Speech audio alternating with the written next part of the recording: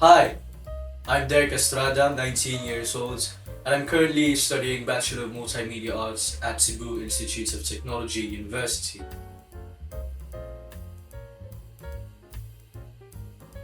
Ever since I was a little child, I've always had this strong love and passion for the arts.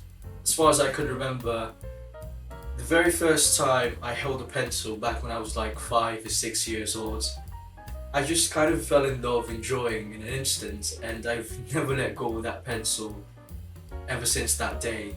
For so many years, I've dedicated my entire life to practicing and improving my crafts. I participated in art competitions, so many that I've lost track of them. And in those years, I've also failed in many of my projects. I've disappointed myself countless times and have lost competitions just as much. But it didn't stop me. Knowing the fact that I was not perfect gave me the urge to be better, to do better, and to keep pushing myself to new heights I once thought I could never reach. I would say my work ethic is what makes me successful. I suppose I wouldn't be the kind of person I am today, not just in the field of arts, but in life in general, if it weren't for the failures and struggles I had to experience and circumvent throughout my journey as an artist and as a person. And also, I personally don't like to live my life running in circles. I pretty much prefer living it in more like of a straight path with one clear goal or destination at a time.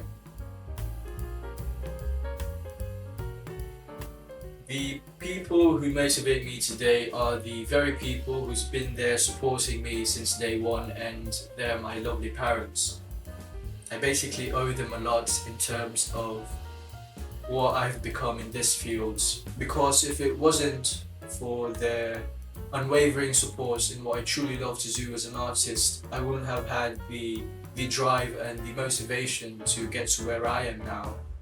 And aside from providing me the essentials that I needed in doing arts, they made me aware that they're just as happy and proud as I am every time I get to finish an artwork.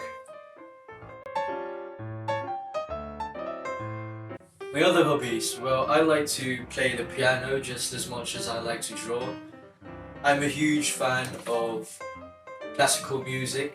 I listen to it most of the time throughout my entire day, especially when I'm working on an artwork. It just boosts my overall productivity. And I'm particularly an avid fan of Frédéric Chopin and Franz Liszt's music. My goals for the future? Well, I don't really have anything specific in mind at the moment, although I have considered quite a handful of options, such as pursuing a film career, like being a director, film director, a VFX artist, an animator, or becoming a character designer, a graphic designer, or even an entrepreneur. So there's quite a lot for me to consider and pin down along the way before I graduate from college and finally choose the path that I would want to take. But in a general sense, my goal in life is to simply be as productive as I can and to leave as much legacy as I can in the field of arts as long as I am alive. So here's a short background story. Back when I was just starting out in accepting commissions, back in 2020, I got to work with this one client who gave me quite a hard time in a good way. And what I mean by that is that she was one of the strictest and the most meticulous clients that I've ever got to work with throughout my entire 2 years of doing commissions. Every time I would send her a draft of her drawing, she would nitpick the smallest mistakes that she would see in her drawing and ask me to revise it again and again, which almost made me go mad. I've almost gone insane at that time. But Later on I realized that she became a formative part of my growth as an artist, and because of her, I've grown much more open and more aware of these tiny little details that could make a huge difference in a drawing.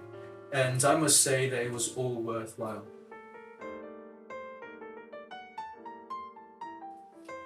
One thing that I would probably want to say to the younger Derick would be to stop comparing yourself and your progress as an artist to others. I mean, we're all in different phases of the journey we're personally taking in life, and it would be completely irrelevant to be comparing your phase 1 or 5 to someone else's phase 20 or 50. The only person I believe you should be comparing yourself to in order to truly progress and prosper as an artist and as a person is your past self. So yeah, that's basically it for this self-interview. I hope you've enjoyed this video, and thank you all for your time, and may God bless us all. Bye bye.